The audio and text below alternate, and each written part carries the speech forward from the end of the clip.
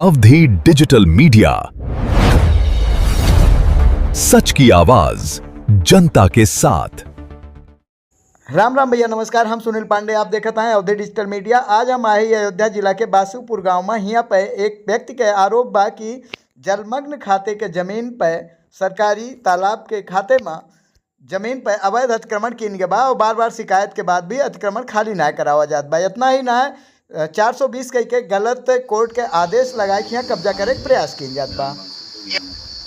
तो का समस्या बात हो रही है भाई? समस्या यही है कि हमारे गांव में 405 घाटा संख्या जलमग्न भूमि, जो कि सत्यप्रकाश पांडे और चंद्रप्रकाश पांडे कागजात कोर्ट का आदेश दिखा के 2021 में निर्माण किए।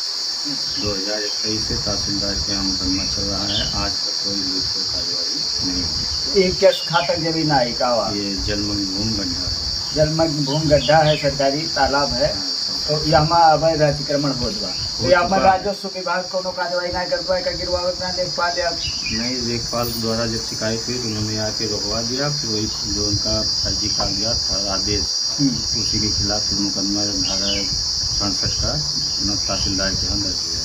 हाँ, लेकिन ये अतिक्रमण हटावा ना है? नहीं, अतिक्रमण नहीं हटाया।